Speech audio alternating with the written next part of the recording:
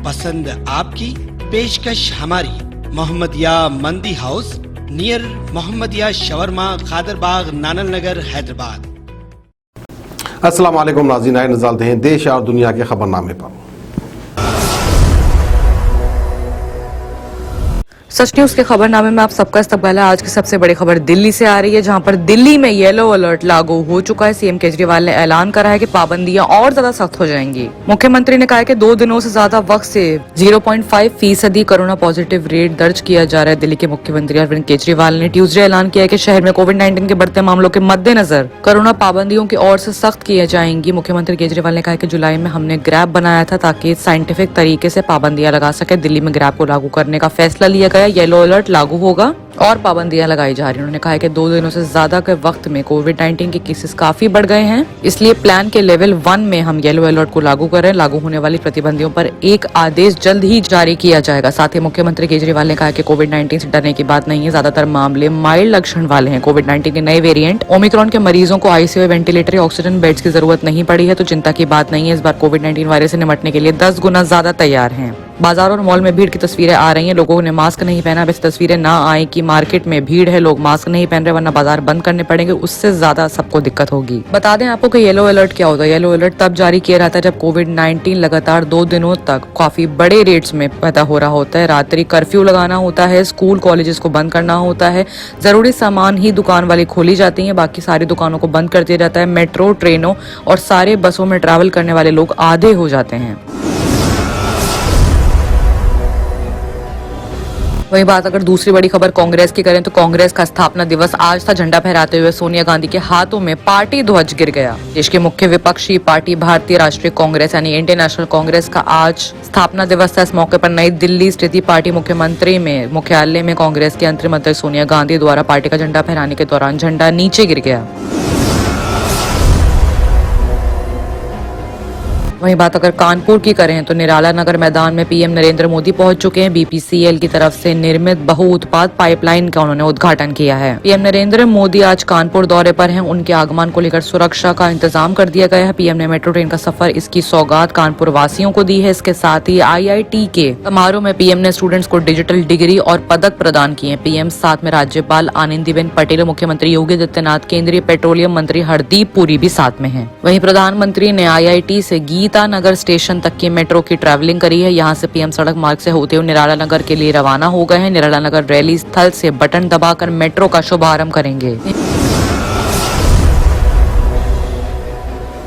बात अगर अखिलेश यादव की करें तो अखिलेश यादव का बड़ा बयान सामने आ रहा है। साइकिल और सांड से हादसे में मरने वाले को 5 लाख का मुआवजा। उन्नाव में अखिलेश यादव ने अगर 2022 में उनकी सरकार बनती है तो साइकिल से चलने वालों की अगर एक्सीडेंट में मौत हो जाती तो सपा सरकार उनके परिवार को 5 लाख रुपए की मदद भी करेगी। समाजवादी पार्टी का चुनाव चिन्ह साइकिल ही है। वहीं कानपुर में मेट्रो के उद्घाटन के बाद अखिलेश यादव ने ऐलान किया कि अगर साल 2022 में यूपी में उनकी सरकार बनी तो कानपुर में गंगा को पार करते हुए वो उन्नाव तक वो मेट्रो सेवा को पहुंचा देंगे। बता दें पीएम मोदी ने ट्यूसडे को ही कानपुर में मेट्रो सेवा का शुभ आरंभ किया है।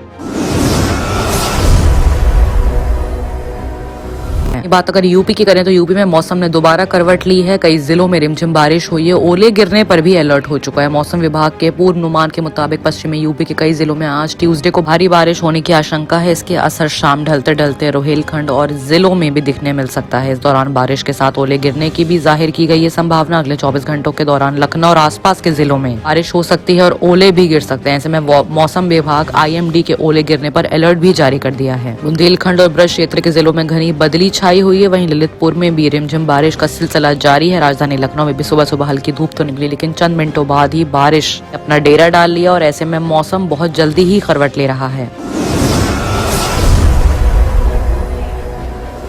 बात अगर टीएमसी सांसद डेरेके ओब्रायन की करें तो वो भी कोविड-19 पॉजिटिव आए। उन्होंने खुद को आइसोलेट कर लिया है। वहीं अब देश भर में कोविड-19 के 75,000 से ज्यादा मामले सामने आ रहे हैं। रिकवरी रेट 99 पे चल रहा है। पिछले 24 घंटों में तकरीबन 6,500 नए मामले आए हैं। इस बीच खबर आई है कि BCCI अध्यक्ष सौरव गांगुली भी कोरोना संक्रमित पाए गए हैं। साथ ही में टीएमसी सांसद डेरेक ओब्रायन भी कोविड-19 पॉजिटिव हो गए। उन्होंने ट्वीट करके खुद इस बात की कंफर्मेशन की है। आइए अब बात करते हैं इंटरनेशनल खबरों की, जहां पर सबसे बड़ी खबर आ रही है ओमिक्रॉन के कहर को लेकर। ऑस्ट्रेलिया में नए वेरिएंट से पहली मौत हुई है। दुनिया भर में 4 दिनों में 11,500 फ्लाइट्स भी कैंसिल हो गई हैं। दुनिया भर में कोरोना का नया वेरिएंट ओमिक्रॉन कहर मचा रहा है। ऑस्ट्रेलिया में ओमिक्रॉन के चलते पहली मौत दर्ज की गई है। इससे पहले ब्रिटेन, अमेरिका और जर्मनी में भी ओमिक्रॉन की वजह से मौतें दर्ज की जा चुकी हैं। वहीं ज्यादातर देशों में लॉकडाउन के चलते फ्लाइट्स कैंसिल हो गई हैं। जुमे को अब तक करीब 11,500 फ्लाइट्स रद्द कर दी गई हैं, जिनमें से 3,000 फ्लाइट सिर्फ मंडे को ही रद्द की गई हैं और ट्यूसडे को 1,100 फ्लाइट्स कैंसिल की गई हैं। नए वेरिएंट के चलते क्रिसमस और नए साल की धूम भी फीकी पड़ गई है। कई देशों ने सेलिब्रेशन पर रोक लगा दी तो कई देशों ने पाबंदियों के साथ जश्न मनाने की इजाजत दी है। इतना ही नहीं, जर्मनी में लोग कोरोना लॉकडाउन के विरोध में उतर आए, जिसके बाद पुलिस ने उन पर लाठी चार्ज भी किया है। बता दें कि ऑस्ट्रेलिया में ओमिक्रॉन की पहली मौत से मरने वाले शख्स की उम्र 80 साल थी। वो सिडनी में एक केयर होम में कोविड पॉजिटिव हुआ था। वो पूरी तरह से वैक्सीनेटेड था, लेकिन उसने कुछ स्वास्थ्य संबंधी उसे परेशानियां भी थी।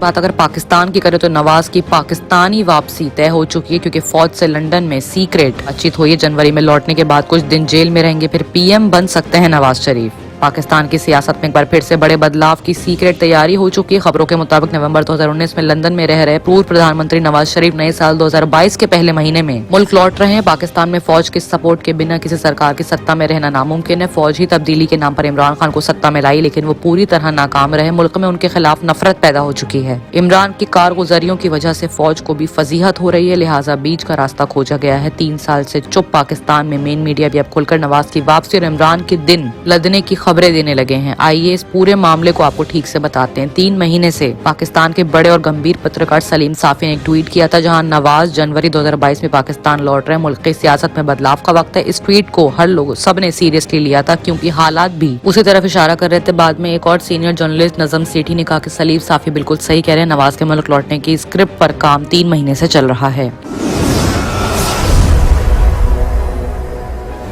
बात अगर ब्रिटिश क्वीन के कत्ल की करें तो ब्रिटिश क्वीन की कत्ल करने पहुंचा सिख सरदार गिरफ्तार हो चुका है। आरोपी ने कहा कि महारानी को मार डालना चाहता हूं, ये 1919 के जलियांवाला बाग का इंतकाम होगा। क्रिसमस पर ब्रिटेन की महारानी एलिजाबेथ द्वितीय की कत्ल करने के लिए एक सिख महारानी के महल में घुस गया युवक महारानी की हत्या 1919 के जलियांवाला बाग हत्याकांड का बदला लेने के लिए करना चाहता था। पुलिस ने आरोपी को हथियार के साथ गिरफ्तार कर लिया है। ब्रिटिश मीडिया के मुताबिक 19 साल के शख्स का नाम जसवंत सिंह छैल है। क्रिसमस के दिन इस हादसे की जानकारी अब सामने आई है। क्रिसमस के दिन सोशल मीडिया पर अपलोड वीडियो में आरोपी ने कहा कि मैंने जो किया और जो करूंगा उसके लिए मुझे अफसोस है। मैं रॉयल फैमिली की महारानी एलिजाबेथ को मारने की कोशिश करूंगा। ये उन लोगों का बदला है जो 1919 के जलियांवाले बाग हत्याकांड में मारे गए। उन लोगों का भी बदला है जिन्हें जाति की वजह से मारा गया या अपमान किया गया। मैं एक हिंदुस्तानी सिख हूँ। मेरा नाम जसवंत सिंह छैल था और अब मेरा नाम थॉट जॉन्स है। बाकी की तमाम खबरों के लिए देखते रहिए सच न्यूज।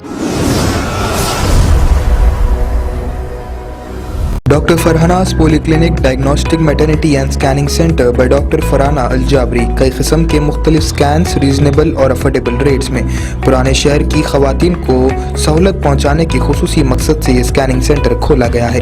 कई मुख्तलिफ मर्ज व अमराज का इलाज डॉक्टर फरहाना पॉलीक्लिनिक पर किया जाता है। डॉक्टर फरहाना अल जाबरी और दूसरे एक्सपर्ट्स की निगरानी में खुसूसी लेडीज़ और बच्चों का इलाज किया जाता है। एड्रेस याकुतपुरा, बड़ा बाजार, जफर रोड, हैदराबाद। स्क्रीन पर दिए गए नंबर्स